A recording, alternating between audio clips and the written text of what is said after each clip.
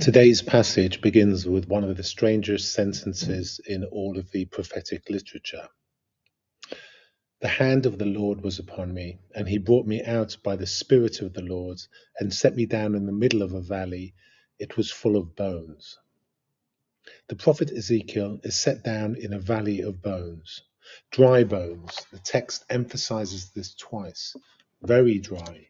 These are not recent casualties. These are the long dead, the bleached and the desiccated. Whatever life was in them has been gone for a very long time. And God asks Ezekiel a question that is one of the great questions in the Hebrew Bible. Can these bones live? Ezekiel says, with admirable honesty, O Lord God, you know. And then God says, prophesy over these bones. Say, dry bones, hear the word of the Lord. And Ezekiel prophesies, and there is a sound, a rattling, and the bones come together, bone to bone, and flesh comes upon them, and skin covers them, and the breath comes into them, and they live, a vast army standing on their feet. Today we read this with Carl Jung, who saw in this vision one of the most psychologically true accounts of what happens when the dead parts of the psyche are called back to life. Jung's psychology, as we have discussed throughout this series, is centrally concerned with the process of individuation, the becoming of a whole person, the integration of what has been split, the recovery of what has been lost. And in his clinical work, across decades of working with patients, he observed again and again a particular phenomenon. The parts of the self that have been most deeply wounded, most thoroughly suppressed, most completely denied, did not disappear. They went dry. They became inert, and they waited. And they could be called back. Jung wrote about the experience of depression, not as pathology to be eliminated, but often as a signal that some essential part of the self has gone underground, has withdrawn its energy, has become, in a sense, bones. And the psychological task in such moments is not simply to manage the symptoms, but to ask the question that God asks Ezekiel: can these bones live? The valley in Ezekiel's vision is usually interpreted as a symbol of Israel in exile, the people scattered, the nation destroyed, the hope seemingly dead. And God's answer to the valley is restoration. The bones will be covered with flesh, and their breath will come into them, and they will live. But Jung would hear in this a resonance far beyond collective history. He would hear in it the language of what he called the death and resurrection motive, one of the most universal and most psychologically significant patterns in the history of human symbolic expression. The descent, the drying out, the long winter of the soul, and then, when it seems that what was alive is entirely and irrecoverably gone, the return. The sound of the bones rattling, coming together, bone to bone, is one of the most vivid pieces of prophetic writing in the entire Bible. The Hebrew kol, sound or voice, and the ruach, rattling or shaking, create an almost physical sensation of something that was scattered reassembling itself. The disconnected fragments recognizing each other, the structure that had been lost finding its form again. Jung would have been fascinated by this image.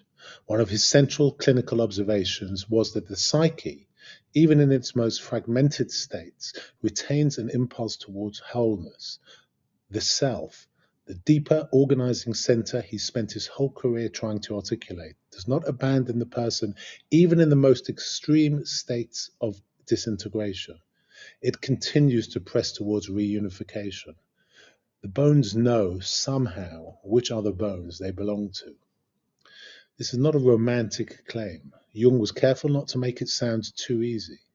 The process of psychological reassembly is effortful and painful and takes time. The bones come together, but then flesh must cover them, another stage. And then the breath must come, another stage. And the breath is the crucial thing. It is ruach in Hebrew, the same word as spirit, as wind, as breath of life. Without it, the bones can be assembled and covered and still be dead. The ruach is not something the assembled bones produce. It comes from outside, or from a level of being that is deeper than the assembled self can access on its own. This is why Ezekiel has to prophesy over the bones and then prophesy to the wind, asking the wind to come from the four corners of the earth and breathe into the slain. Jung would recognize this structure, the ego's active cooperation, Ezekiel prophesying, doing his part, combined with the arrival of something that the ego did not generate and cannot command, the self, the deeper source, the spirit that animates. Both are necessary. The bones without the breath are anatomy, not life. The breath without the bones has nowhere to land. There is a particularly striking moment in the passage where God interprets the vision for Ezekiel. He says, "These bones are the whole house of Israel. They say, our bones are dried up and our hope is lost. We are indeed cut off." Our bones are dried up. They are describing their own condition in precisely the language of the valley. They are living people who feel dead inside. This is not metaphor for them, it is the accurate description of what exile feels like from the inside. The loss of the temple, the loss of the land, the loss of the whole structure of meaning that had organized their lives. Everything that gave them identity and hope is gone.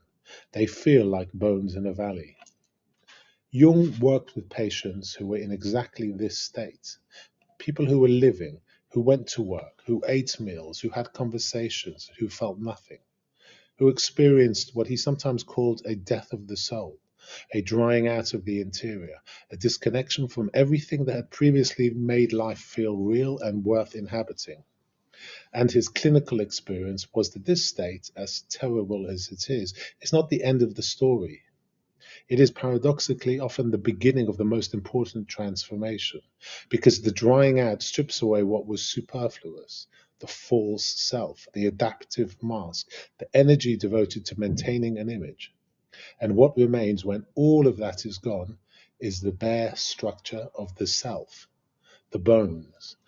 And the bones, if they can be heard, if the prophet in the valley can ask the questions, can these bones live, can be called back. What I find most moving about this passage is the small exchange at the beginning. God asks, "Can these bones live?" And Ezekiel says, "O Lord God, you know." This is not evasion. Ezekiel is not refusing to answer. He is saying, "I don't know. I genuinely don't know whether these bones can live, but you know, and I'm willing to find out." This willingness, this staying present to the question without pretending to have the answer is, I think, a psychological posture of profound importance.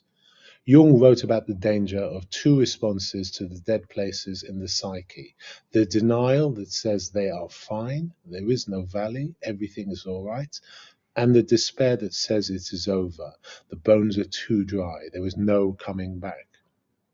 Ezekiel's position is neither of these. It is, I see the valley, the bones are very dry, I do not know the answer to your question, but I will prophesy if you tell me to. I will do my part. And then the rattling begins. There's one final thing I want to say about this passage, and it's this. The wind that Ezekiel calls for comes from the four corners of the earth, north, south, east, and west. It is a gathering from all directions, a reassembly of what has been scattered to every quarter. Jung would read in this the image of the integration of the opposites, one of the most fundamental motifs in his psychology. North and south, east and west, the four directions, the four quarters, the whole compass of experience. Full life, the life of the individuated self, does not exclude any directions. It breathes from all of them. Can these bones live? They can, but only if you are willing to stand in the valley and ask the question. Only if you are willing to prophesy to the bones and to the wind and to wait for the rattling.